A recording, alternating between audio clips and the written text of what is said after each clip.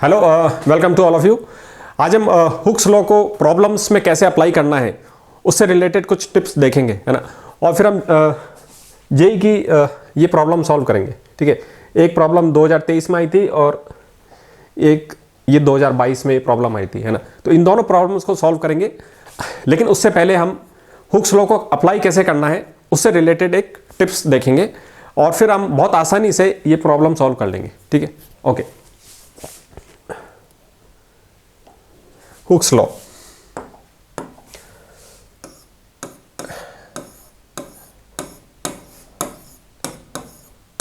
तो Hooke's law basically क्या करता है? हुक्स लॉ बेसिकली किसी ऑब्जेक्ट पे कितना स्ट्रेस पड़ रहा है और उसके अंदर कितना स्ट्रेन आया, इन दोनों को कनेक्ट कर देता है ना। यानी स्ट्रेस किसी ऑब्जेक्ट पे सपोज कीजिए F फोर्स अप्लाई हो रही है और पर यूनिट एरिया इतना स्ट्रेस पड़ रहा है, F divided by the area. इससे उस फोर्स की डिफॉर्मिंग पावर हमको मालूम चलती है, क्योंकि पर यूनिट एरिया में कितनी मतलब इंटेंसिटी से फोर्स लग रही है, इसी से हमको अंदाजा लगता है कि उस फोर्स की डिफॉर्मिंग कैपेसिटी कितनी है, ठीक है। इस चीज़ को अब हमने कनेक्ट कर दिया स्ट्रेन से, है ना। तो stress is equal to Y और ये हो गया आपका डेल्टा एल अपॉन एल, है ना। अब ये जो क्वांटिटी है ये क्या चीज़ है? ये स्ट्रेन है ना। बॉडी में कितना स्ट्रेन आया, उसके अंदर कितना डिफॉर्मेशन आया, ये चीज़ उसको रिप्रेजेंट करती है। अगर आप सिर्फ चेंज इन लेंथ को लोगे तो इससे कोई समझ में नहीं आएगा, है ना। तो जो मेन जो कंसेप्ट है वो क्या है कि पर यूनिट लेंथ आपका कितना चेंज आ रहा है, ठीक है। इनिशियली आपकी लेंथ कितनी थी और उसके अंदर कितना चेंज आया, ये कंसेप्ट है काम का। यानी कितना डिफॉर्मेशन हुआ आपका, है ना। देखो, अगर सपोज कीजिए कि है ना,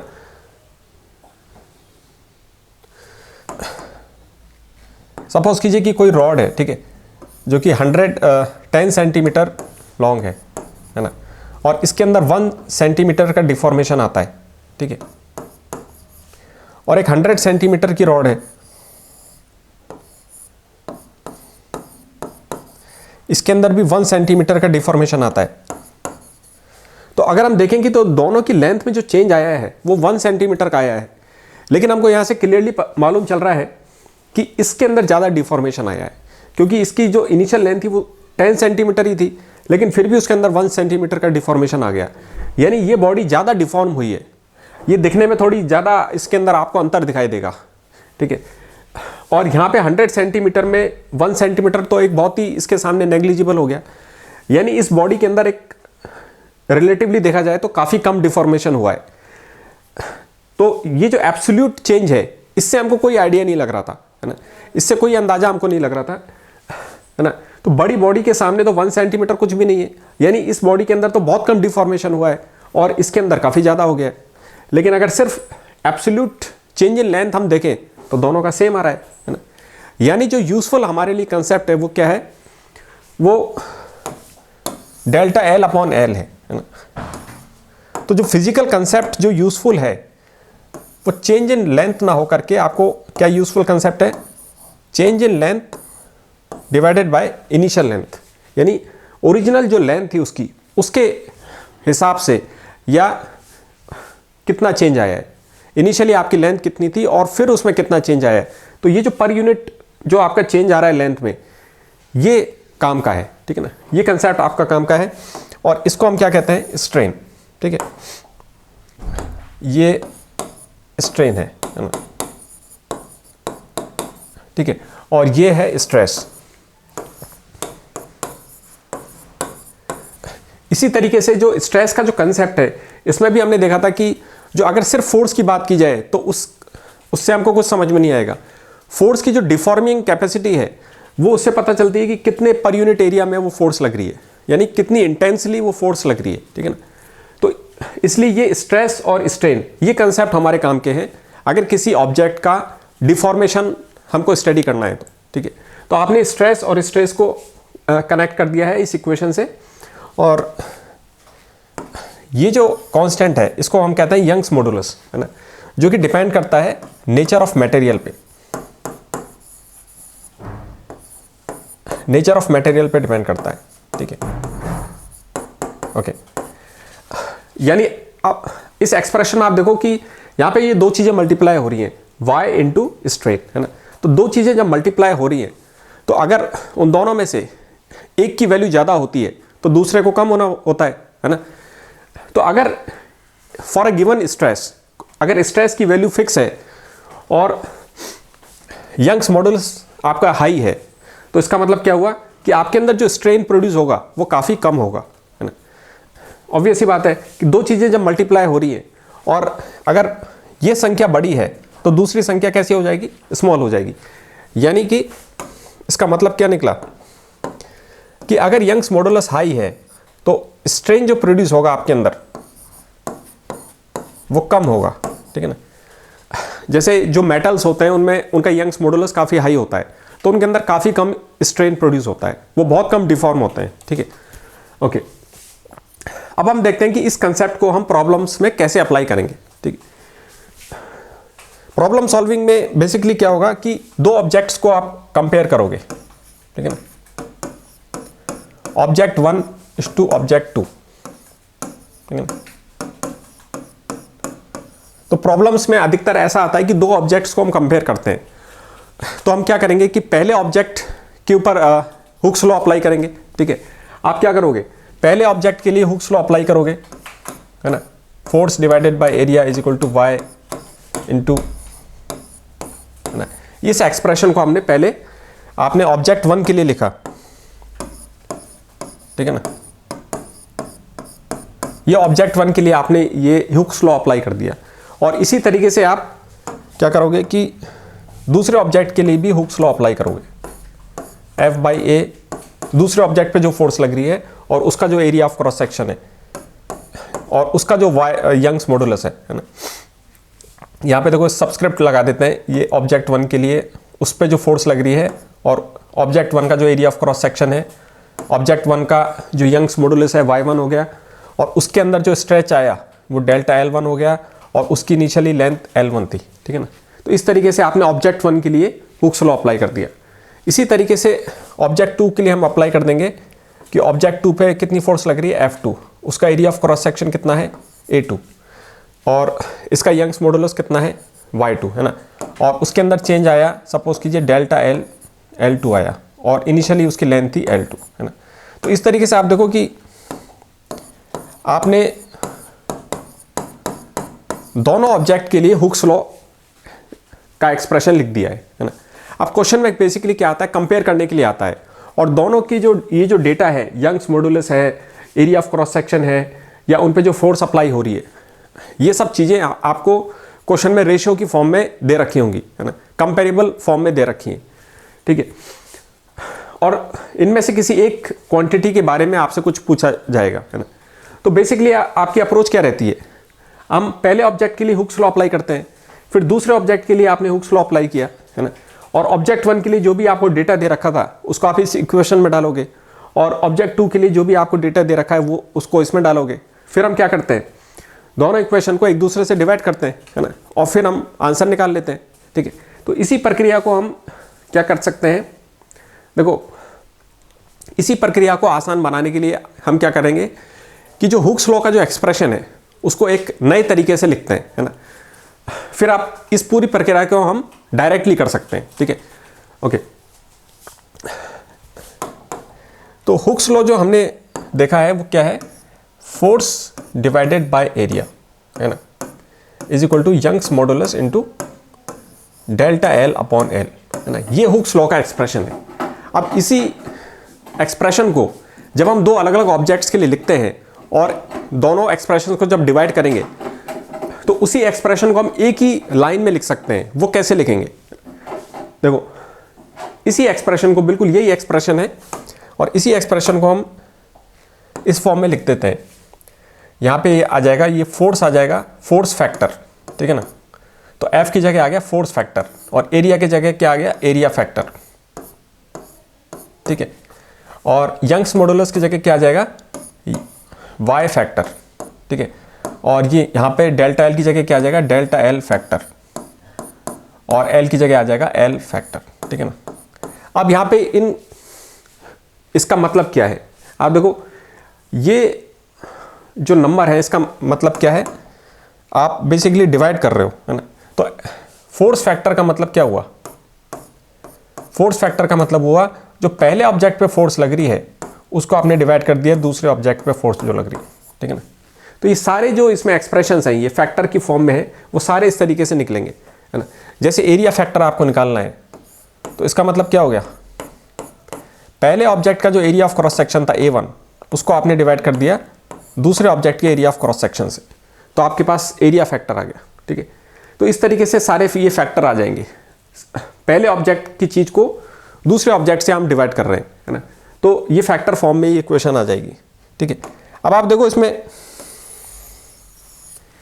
इस इक्वेशन को, ये बिल्कुल वही की वही इक्वेशन है ना?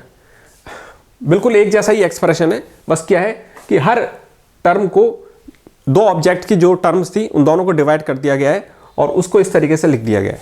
तो एक ही लाइन में आपका पहले से डिवाइड करके ये एक्सप्रेशन बिल्कुल रेडी है, रेडी टू यूज है ना? ओके, आपको अलग से बार बार लिखने की जरूरत नहीं पड़ेगी, ठीक है? तो इस एक्सप्रेशन का इस्तेमाल करना है आपको प्रॉब्लम सॉल्व करने में। ऐसा करने से काफ़ी आसानी रहेगी और आप वन स्टेप में वो प्रॉब्लम सॉल्व कर पाओगे, ठीक? ओके, तो इस फॉर्म में आपको अप्लाई करना है ना? जब आप दो ऑब्जेक्ट्स को कंपेयर करोगे, ठीक है? ओके, है ना? अब हम इसको अप्लाई करके देखते हैं। ओके, पहला क्वेश्चन है ना? पहला क्वेश्चन क्या है? यंग्स मॉडुलस दे रखा है आपको of the material of the wire A and B are in the ratio 1:4, है ना? सबसे पहले जो सबसे जरूरी बात हमको क्या ध्यान रखनी है कि पहला ऑब्जेक्ट किसको माना जाता है? जिसके बारे में पहले बात की गई है ना?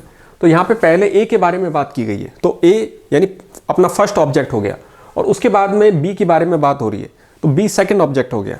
और रेशियो को पढ़ने का तरीका भी यही होता है कि जो पहला नंबर है वो पहले जो जिसकी बात हो रही है उसका नंबर होता है ना? ओके, ये बहुत ही कॉमन सेंस की चीज़ है, लेकिन कई बार इसी चीज़ को लेके गलतियां हो जाती हैं, है ना? तो हमको ये ध्यान रखना है कि जिसके बारे में बात पहले हुई है तो इस रेशियो में पहला नंबर उसका होता है, ठीक है ना? ओके, और अगर लैंग्वेज में बीच में कहीं चेंज कर दिया गया है तो वो आपको ध्यान रखना है, ठीक है ना? ओके, तो यंग्स मॉडुलस की आपको जानकारी दे रखी है कि यंग्स मॉडुलस, है ना,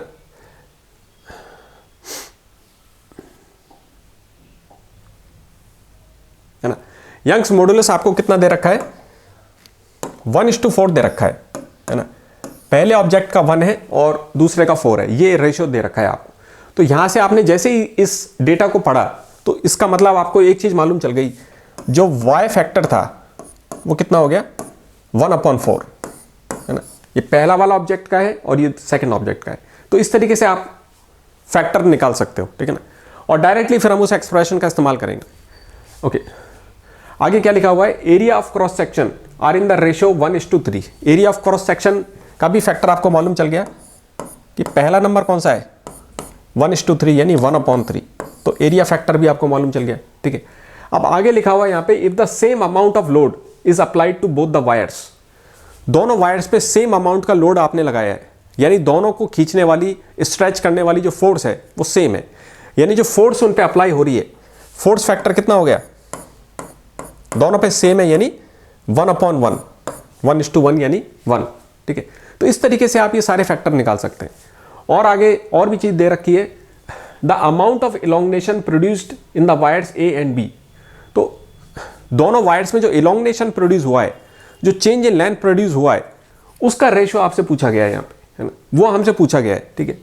और यहाँ पे लास्ट में ये भी लिखा हुआ है कि assume the length of the wires A and B are the same, यानी उनकी जो ओरिजिनल लेंथ थी वो सेम दे रखी है। तो ये भी चीज हमको मालूम चल गई कि जो लेंथ वाला फैक्टर है, यानी दोनों की लेंथ सेम दे रखी है आपको, यानी क्या हो गया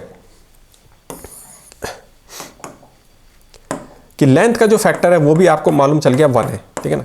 अभी आपको क्या करना है? बस ये एक्सप्रेशन यूज करना है, फोर्स फैक्टर,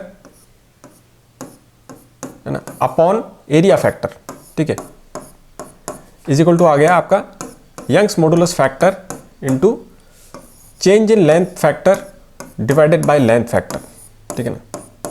अब आप देखो जैसे ही आप इस एक्सप्रेशन को यूज करते हो तो आपको बार बार इसको दोनों ऑब्जेक्ट्स के लिए सेपरेटली लिखने की जरूरत नहीं पड़ेगी। जैसे आप क्वेश्चन पढ़ते गए और आप इसमें वैल्यू डालते जाओगे और आंसर आ जाएगा, है ना। अभी क्वेश्चन को पढ़ के हमने देखा कि दोनों पे सेम अमाउंट ऑफ फोर्स लग रही है, तो फोर्स का फैक्टर कितना हो गया, 1 डिवाइडेड बाय 1 यानी 1 हो गया, तो फोर्स फैक्टर की वैल्यू 1 हो गई, ठीक है ना। एरिया फैक्टर अभी हमने देखा, है ना, एरिया फैक्टर आपने देखा कि क्रॉस सेक्शन ऑफ दे रखे 1:3 यानी एरिया फैक्टर हो गया 1/3, ठीक है। तो एरिया फैक्टर, है ना, एरिया फैक्टर कितना हो गया, 1/3 हो गया, तो आपने ये लिख दिया। यंग्स मॉडुलस फैक्टर आपने देखा था क्वेश्चन के स्टार्ट में लिखा हुआ था 1:4 दे रखा है, तो आपने जैसे ही उसको पढ़ा वैसे लिख दिया 1/4, तो वाई फैक्टर भी आपको मालूम चल गया ये 1/4, ठीक है, इनटू ये जो इलोंगनेशन वाला फैक्टर है, कितना उसके अंदर इलोंगनेशन आया दोनों वायर्स में, इसका ये जो रेशियो, आप ये चीज पूछी गई है आपसे बेसिकली, डेल्टा L1/डेल्टा L2, है ना। तो ये तो अननोन है, तो इसको हम ऐसा कैसा लिख देते हैं, डेल्टा LF, ठीक है, डिवाइडेड बाई, लास्ट में आपको क्वेश्चन में दे रखा था कि दोनों की लेंथ सेम है, assume the length of both the wires are same, है ना। तो लेंथ का फैक्टर कितना हो गया, 1 डिवाइडेड बाय 1, है ना, यानी 1 आ गया। तो ये सारी चीजें आ गई आपके पास। अब आप देखो, है ना, जब ये 3 लेयर्स में इस तरीके से फ्रैक्शन होता है तो क्या हो जाता है, 1 डिवाइडेड बाय 1/3, तो ये जो 3 नंबर है ये ऊपर चला जाएगा, है ना। तो ये यहाँ पे नंबर आ गया आपके पास 3, ठीक है, इज इक्वल टू 1/4।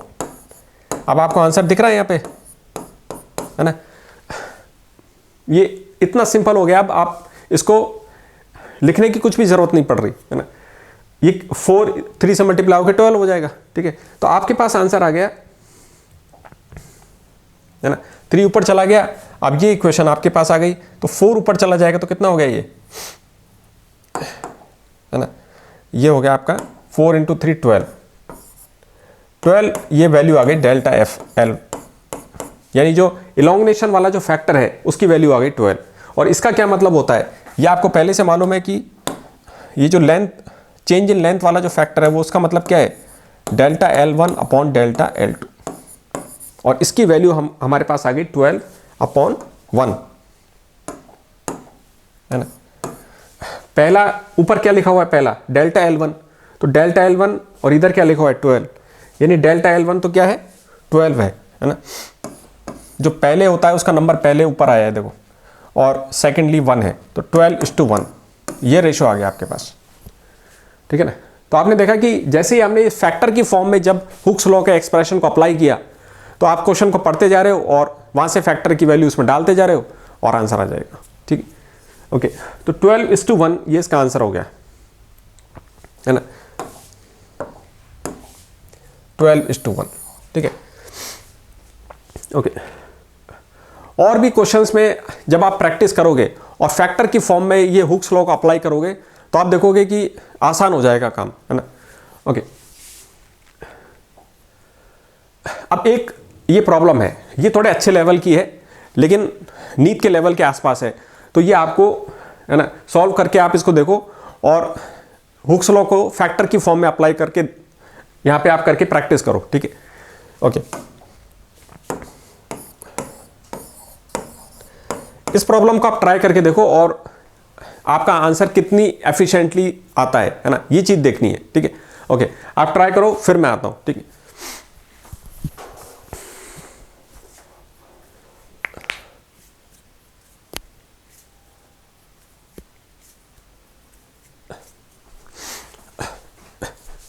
ओके, है ना, वीडियो को पॉज करके आप कभी भी इसको ट्राई कर सकते हो, है ना। सॉल्यूशन के दौरान भी आपको लग रहा है कि, है ना, आप खुद करना चाहते हो तो उसको आप जरूर करके देखें, ठीक है।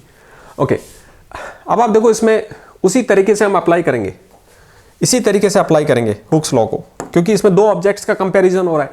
तो हम क्या करेंगे कि फैक्टर की फॉर्म में ये हुक्स लॉ अप्लाई कर देंगे, force factor divided by area factor is equal to Young's modulus factor into change in length factor divided by length factor, ठीक है। अब हम क्वेश्चन को पढ़ते हैं और डायरेक्टली फैक्टर की ये चीजें रखते हैं। ओके, अब यहां लिखा हुआ है कि a wire of length L is hanging from a fixed support, ठीक है। एक वायर है जिसकी लेंथ L थी, है ना, और क्या होता है कि the length changes to L1 and L2 when masses 1 kg and 2 kg are suspended, ठीक है। तो वायर तो एक ही है आपके पास जिसकी लेंथ L है, लेकिन एक बार तो आपने क्या किया कि उस पर 1 kg का वेट लटका दिया, उसकी वजह से उसकी लेंथ चेंज हो जाती है, L1 हो जाती है। और अगले एक्सपेरिमेंट में आपने क्या किया कि 2 kg मास लटका दिया, तो उसकी वजह से जो उसकी लेंथ चेंज हो गई, वो कितनी हो गई, L2 हो गई। तो एक ही वायर था इनिशियली, है ना, और उस पर आपने अलग अलग वेट लगाए और उससे उसमें उसकी जो लेंथ है वो अलग अलग चेंज हो गई, पहले L1 हो गई और बाद में L2 हो गई, ठीक है। ओके, तो आपको L की वैल्यू पता करनी है ना। ओके, तो यहां पे बेसिकली क्या दे रखा है आपको, एक वायर लटका रखा है, ठीक है ना, और इसी पे आपने दो बार, एक बार तो पहले 1 kg वेट, ये L लेंथ का कोई वायर है ना, पहले तो आपने 1 kg वेट लगाया, ठीक है, और उसकी वजह से इसकी लेंथ L1 हो जाती है, और बाद में आपने 2 kg का वेट लगाया जिससे कि इसकी लेंथ L2 हो जाती है, ठीक है। अब आप, है ना, इसमें ये सारे रेशो आपको बताने हैं, ठीक है ना। देखो, आप मेरे को बताओ कि दो ऑब्जेक्ट थे, है ना, ये दोनों एक्सपेरिमेंट है, तो इनमें आप देखो कि जो फोर्स फैक्टर है उसकी वैल्यू क्या होगी।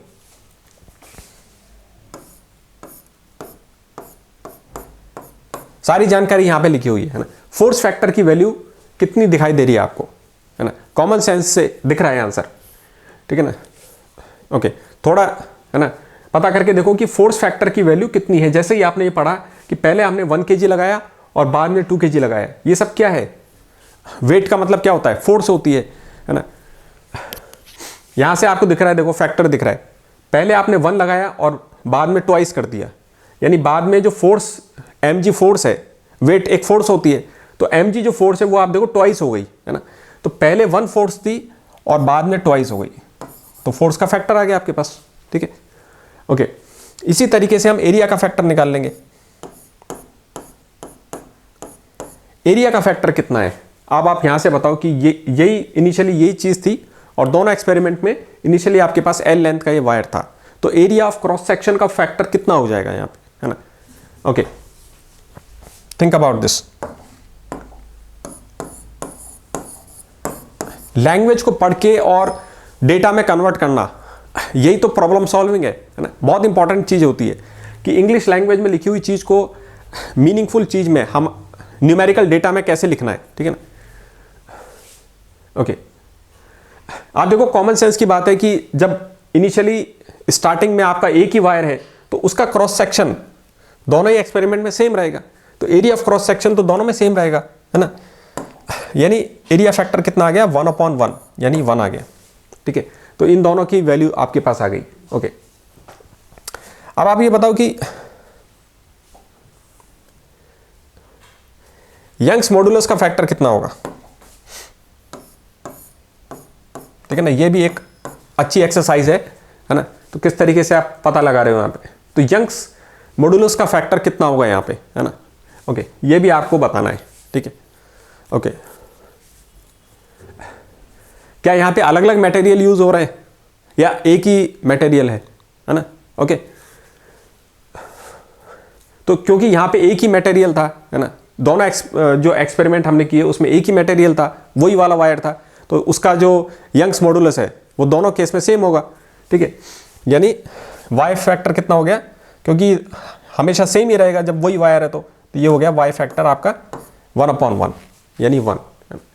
ओके, अब चेंज इन लेंथ, ये जो है फैक्टर, ये क्वेश्चन में ये चीज ये हमको निकालना है, और इनिशियली जो लेंथ थी उसका फैक्टर कितना है। आप देखो जब वेट लगाने से पहले तो लेंथ दोनों की सेम थी ना, दोनों एक्सपेरिमेंट में लेंथ L थी, यानी जो लेंथ वाला फैक्टर है वो भी कितना आ गया, 1 आ गया। तो इस तरीके से आप देखो क्वेश्चन को आप पढ़ते जाओगे और इस तरह से फैक्टर आपने निकाल लिए और डायरेक्टली आप उसको एक्सप्रेशन में डाल दो, ठीक है। ये तो मैंने आपको इलिस्ट्रेट करने के लिए एक एक करके लिखा है ना। जबकि एग्जाम में आप क्या करोगे कि आप क्वेश्चन पढ़ते जाओगे और जो फैक्टर आता जा रहा है उसको डायरेक्टली हम एक्सप्रेशन में रख देंगे, ठीक है। ओके, अब आप देखो यहां पे इसको लिखते हैं,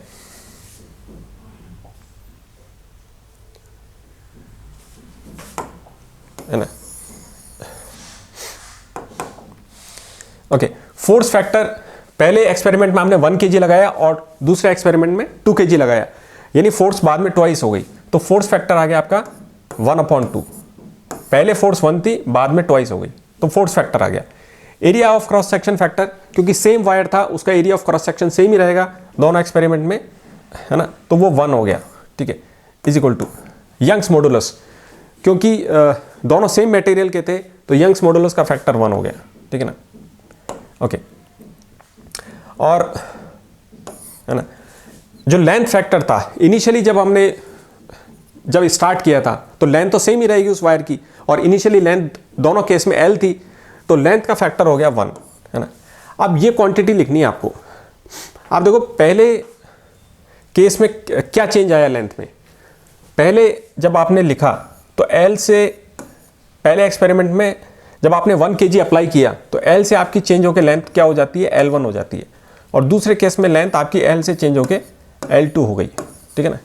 तो आपको निकालना क्या है, चेंज इन लेंथ निकालनी है ना। तो पहले केस में चेंज इन लेंथ कितनी हुई, आप देखो कितनी लेंथ चेंज हो गई, यानी L1 माइनस L, है ना, ये तो चेंज आया L1 माइनस L, और दूसरे केस में कितनी लेंथ चेंज हो गई, L2 माइनस L। तो ये आपका फैक्टर हो गया, ये डेल्टा L फैक्टर, ठीक है ना। अगर किसी को देखो यहाँ पे दिखाई नहीं दे रहा ये ढंग से, तो मैं इसको आप ऐसे लिखो, जो चेंज इन लेंथ फैक्टर है वो कितना हो गया। आप देखो पहले एक्सपेरिमेंट में कितनी लेंथ चेंज हुई थी, जब आपने 1 kg लिखा था तो L से L1 चेंज हुई थी, यानी आपका चेंज कितना हो गया, delta L1 upon delta L2। तो पहले एक्सपेरिमेंट में कितना लेंथ चेंज हुई, फाइनल L1 माइनस L, और दूसरे एक्सपेरिमेंट में कितनी लेंथ चेंज हुई, कितनी लेंथ चेंज हो गई थी बाद में, L2 माइनस L। तो इस तरीके से ये फैक्टर निकाल लिया, और ये चीज़ हमने यहाँ पे रखी थी, ठीक है ना। ओके, अब आप देखो आंसर आसान है निकालना। ये 1/2 के नीचे 1 है तो ये 1/2 आ गया, इज इक्वल टू 1 है ये तो, है ना, और ये फैक्टर पूरा का पूरा ऐसे आ जाएगा, L1 minus L upon L2 minus L। इसको रीअरेंज करना है, जैसे ही आप इसको रीअरेंज करोगे L की वैल्यू आ जाएगी, है ना। और क्वेश्चन में क्या पूछा है आपसे, L की वैल्यू पूछी है, ठीक है ना। देखो क्वेश्चन में L की वैल्यू आपसे पूछी है, L1 और L2 के टर्म्स में पूछी है, ठीक है ना।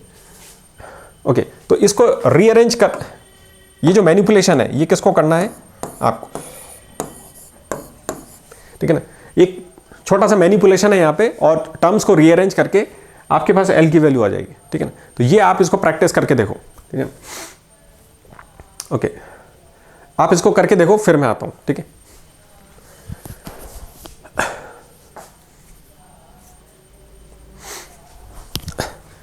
ओके, है ना। अब इसको फाइनली सॉल्व कर देते हैं। आप देखो, आपको सिर्फ क्या करना था, ये जो एक्सप्रेशन है इसको क्रॉस मल्टीप्लाई कर देंगे तो L2 माइनस L, ये ऊपर 1 से मल्टीप्लाई हो जाएगा, तो ये आपके पास हो गया L2 माइनस L, और 2 इस वाले एक्सप्रेशन से मल्टीप्लाई हो जाएगा ऊपर वाले से, तो 2 इंटू L1 माइनस 2L, ये आ गया आपके पास, ठीक है। अब क्या करना है, हमको L की वैल्यू निकालनी है, तो सारे जो L के टर्म्स हैं उनको एक जगह रख लेते हैं, है ना। आप देखो माइनस 2L को जैसे ही आप उधर लेके आओगे तो 2L इधर और एक L पहले से था उधर, तो 2L माइनस L हो गया, है ना, इज इक्वल टू, और इधर क्या हो गया 2L1, और उधर से L2 इधर आ गया तो माइनस हो गया, ठीक है ना। 2L1 2L माइनस L कितना हो गया, L हो गया, बस आंसर आ गया। तो आपने इसको टर्म्स को रीअरेंज करके L की वैल्यू निकाल ली, ठीक है ना, 2L1 माइनस L2, ठीक है, ये रहा आंसर 2L1 माइनस L2, ठीक है ना। ओके, तो आपने देखा कि क्वेश्चन को पढ़ के आपने डायरेक्टली क्या यूज किया, हुक्स लॉ को फैक्टर की फॉर्म में अप्लाई किया, और आप क्वेश्चन पढ़ते जा रहे हो और आपको वो फैक्टर दिखाई देते जा रहे हैं, है ना। तो इस इंग्लिश लैंग्वेज को पढ़ के इसके लिए यहाँ पे ये है कि आपको वो फैक्टर्स कितनी जल्दी दिखाई दे रहे हैं। आप देखो जैसे पहले फोर्स लगाई थी आपने 1 kg और बाद में 2 kg, ठीक है ना, तो कॉमन सेंस की बात है कि ये उससे टॉइस हो रहा है, यानी फोर्स का फैक्टर आपको यहाँ पे इसको पढ़ते ही दिख गया था कि फोर्स का फैक्टर पहले आपने 1 लगाया और बाद में उस, है ना,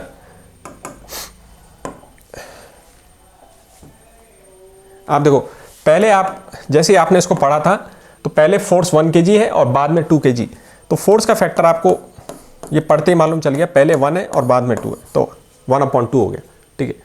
और इनिशियली जब आपने स्टार्ट किया था तो उस लेंथ की जो वायर की जो लेंथ थी वो सेम थी, तो लेंथ का जो फैक्टर है वो आपके पास 1 आ गया। और इनिशियली जब आप उसको स्टार्ट कर रहे हो तो एरिया ऑफ क्रॉस सेक्शन तो उस वायर का सेम ही रहेगा दोनों केसेस में, तो एरिया फैक्टर भी आपके पास 1 आ गया था, है ना। जब मटेरियल सेम है तो यंग्स मॉडुलस का फैक्टर भी 1 था। तो इस क्वेश्चन में देखो बहुत सारी चीज़ें तो अपने आप ही 1 थी, है ना, और सिर्फ आपको क्या करना था कि जो चेंज इन लेंथ वाला फैक्टर है उसको कैलकुलेट करने के लिए थोड़ा सा दिमाग लगाना था कि पहले केस में कितना इलॉन्गेशन हुआ और बाद के केस में कितना इलॉन्गेशन हुआ। तो हमने कैसे निकाला उसे, पहले केस में कितना इलॉन्गेशन हुआ और बाद में कितना हुआ। पहले केस में L1 लेंथ हो गई थी तो फाइनल माइनस इनिशियल लेंथ थी आपकी L, इस तरीके से, और सेकंड केस में L2 माइनस L, तो इस तरीके से ये LF फैक्टर आ गया, डेल्टा L फैक्टर आ गया, ठीक है ना। और आपने उसको इस एक्सप्रेशन में डायरेक्टली यहाँ पे लिख दिया, ठीक है ना, और थोड़ा सा मैनिपुलेशन करके आंसर आ गया, ठीक है ना। तो इस एक्सप्रेशन से फायदा क्या है कि आपको दोनों ऑब्जेक्ट्स के लिए अलग अलग लिखने की जरूरत नहीं है ना, एक ही लाइन में आपका आंसर आ जाएगा। Okay, so thank you for today, see you next time, thank you.